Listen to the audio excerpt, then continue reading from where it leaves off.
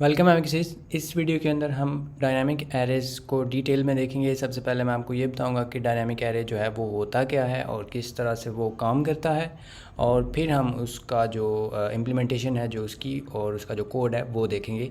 और अगर आप कोई पर्टिकुलर पार्ट जो है वो देखना चाहते हैं तो मैं डिस्क्रिप्शन के अंदर जो टाइम स्टैम्प्स हैं वो लगा दूंगा ताकि आप डायरेक्टली वहाँ पे जंप कर सकते हैं। सबसे पहले हम स्टार्ट कर लेते हैं इसकी जो वर्किंग है और इसकी अंडरस्टैंडिंग जो है, जो थोड़ा सा थ्योरेटिकल पार्ट है और होपफुली आपको ये बोरिंग नहीं लगेगा।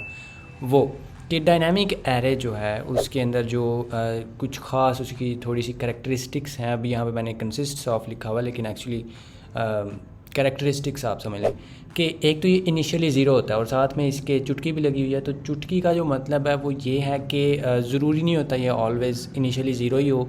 कुछ इम्प्लीमेंटेशंस जो हैं इसकी उसके अंदर इसको इनिशियली ज़ीरो नहीं रखा जाता। इसको इनिशियली जो इसका कैपेसिटी या साइज़ है जो भी हम देखते हैं उसको 2 रखा जाता है। तो लेकिन हम इसको जो है वो ज़ीरो आप कह लें या 2 भी जो है वो भी ना होने जैसे ही है। तो इनिशियली ये खाली होता है। खाली होने से मुराद कि इसका जो साइज़ है, ये जो एरे ही होता है ना एक्चुअली, तो इसका साइज़ ज़ीरो होता है। और उसके साथ वेरिएबल साइज़ का मतलब ये है कि ये इसका जो साइज़ है वो ऑलवेज सेम नहीं रहता, ये चेंज होता रहता है, वेरिएबल है ये। और ग्रो एज़ रिक्वायर्ड, तो ग्रोज़ वैसे होना चाहिए था।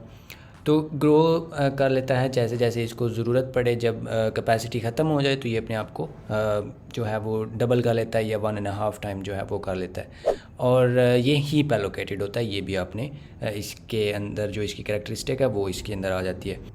इसके बाद अब ये है कि जो डायनामिक एरे है वो क्योंकि एक एज ए क्लास हम इसको इम्प्लीमेंट करते हैं, तो जो क्लास की जो शक्तियां हैं, जो उसकी फीचर्स हैं, वो हमें यहाँ पे मिल जाते हैं कि इसके अंदर हम इस पे मेथड्स जो हैं वो बना सकते हैं।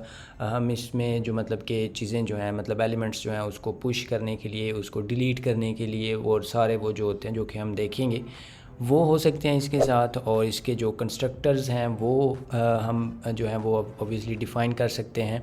और इसके साथ हमें जो डिस्ट्रक्टर है वो भी मिल जाएगा, यानी कि डिस्ट्रक्टर के अंदर हम, क्योंकि ये हीप एलोकेटेड है, तो हमने जो मेमोरी जो है उसको फिर मैनेज भी करना है ताकि कोई जो है वो मेमोरी लीक ना हो, कोई मेमोरी जो है वो ऐसे फ़्लो ना कर रही हो अनचेक्ड। तो डिस्ट्रक्टर जो है वो उस चीज़ की केयर जो है वो करेगा। और साथ में हम इसको ऑब्वियसली जेनेरिक भी बना सकते हैं। तो जेनेरिक मतलब जो टेम्पलेट्स के साथ हम इसको किसी भी टाइप का जो वेक्टर है वो हम इसको बना सकते हैं। और मैं वेक्टर जो है वो साथ में अभी मैंने बोल दिया।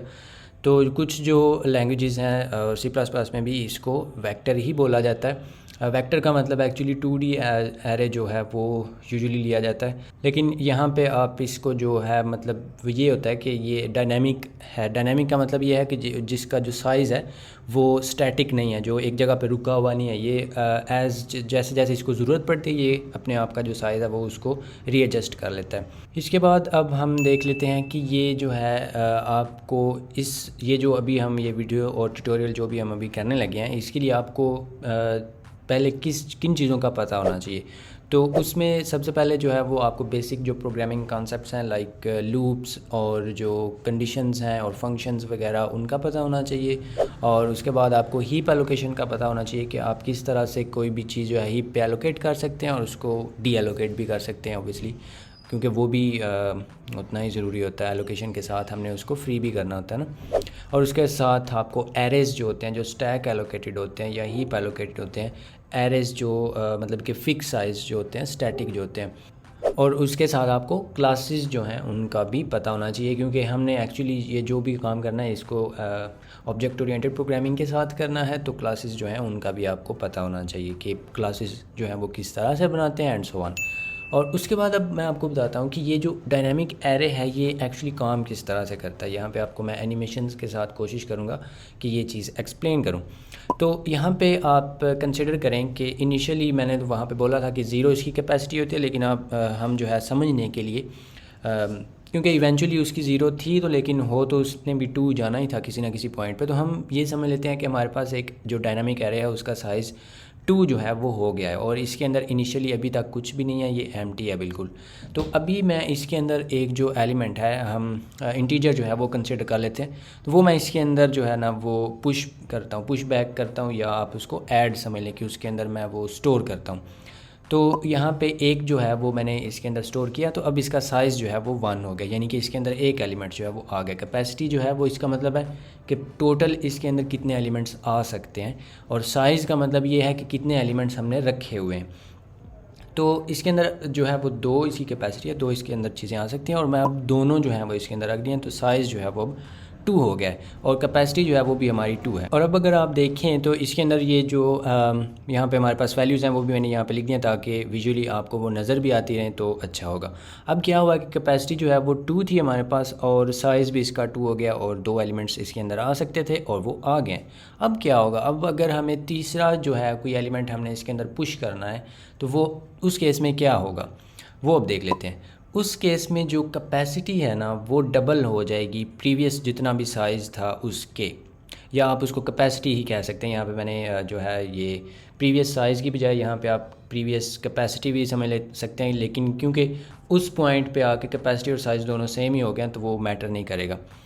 लेकिन अब यहाँ पे कुछ नहीं, एक जो चीज़ है वो यहाँ पे मैं ये बताना चाहूँगा आपको कि जो कैपेसिटी है वो यूजुअली सभी जो लोग हैं वो वेक्टर की इम्प्लीमेंटेशन या डायनामिक एरे जो है उसकी इम्प्लीमेंटेशन में उसको कैपेसिटी डबल नहीं करते। कुछ लोग जो हैं वो उसको 1.5 टाइम जो है यानी कि 1.5 टाइम जो है वो करते हैं, और कुछ लोग जो हैं वो उसको डबल करते हैं यानी कि 2 के साथ उसको मल्टीप्लाई करते हैं जो भी उसकी प्रीवियस वैल्यू। तो हम जो है यहाँ पे इसको डबल ही करेंगे, लेकिन आप अगर इसको चाहें तो अपनी मर्ज़ी की जो आपकी होगी इम्प्लीमेंटेशन वो आप कर सकते हैं, वो कोई मसला नहीं होगा, लेकिन जो एक्चुअल इसका कंसेप्ट है वो सेम ही रहेगा।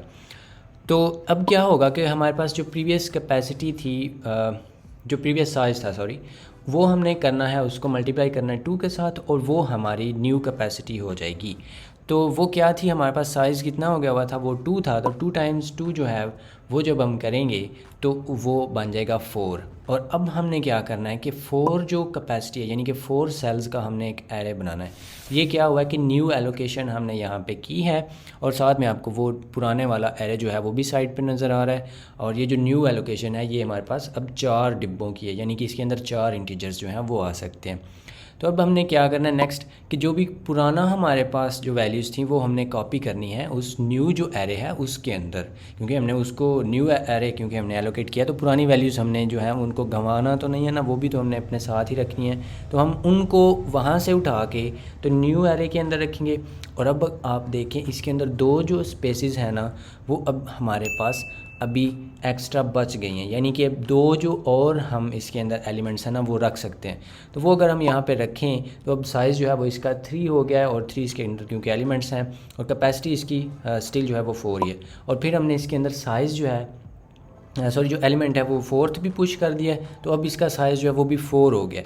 और क्या होगा कि एवरी टाइम जो साइज़ है ना वो इक्वल होता है ना कैपेसिटी के। अब यहाँ पे कैपेसिटी इसकी 4 थी और साइज़ भी अब इसका 4 हो गया, तो हम वो वाला जो प्रोसेस है ना वो रिपीट करेंगे।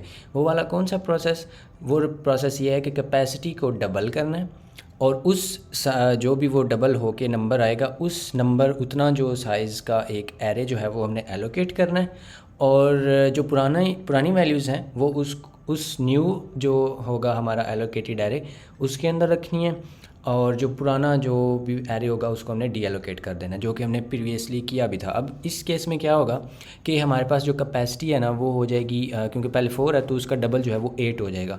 अब 8 जो सेल्स का यानी 8 इंटीजर्स के लिए एक एरे जो है वो एलोकेट करेंगे। ये 4 जो एलिमेंट्स हैं इनको उठा के उसके जो पहले 4 इंडेक्सेस हैं उस पर रखेंगे, और 4 स्पेसेस हमारे पास एक्स्ट्रा बच जाएंगी, और ये इस तरह से ग्रो करेगा एक्सपोनेंशियली। 8 के बाद ये 16 का साइज़ जो है वो इसका हो जाएगा। 16 जब फुल हो जाएंगे तो फिर 32 बनेगा, और फिर 64 एंड सो ऑन। तो इस तरह से ये अपने आप को ग्रो करता जाएगा, और इस तरह से जो इसका जो डायनामिक इसकी जो नेचर है वो भी हम इसके अंदर इसको अचीव हो जाएगी, और हमें कभी भी फ़िक्र करने की ज़रूरत नहीं पड़ेगी कि हम जो है इसका साइज़ पता नहीं हमने क्या रखा था, और पता नहीं अब इसके अंदर कोई जगह बाकी बची है या कि नहीं है। हमारा काम होगा बस इसको वैल्यूज़ जो हैं वो हम इसको देते जाएं, और ये उन वैल्यूज़ को इसके अंदर जो है वो स्टोर करता जाएगा, और जो जब भी इसका जो इसकी गुंजाइश है वो ख़त्म हो जाएगी तो ये अपने आप को जो है वो एक्सपेंड कर लेगा। सो इस तरह से जो है जो हमारा डायनामिक एरे है वो उसकी वर्किंग है, और होपफुली आपको इसकी समझ आ गई होगी। और अब हम फाइनली स्टार्ट करेंगे अपना जो कोडिंग प्रोसेस है उसको।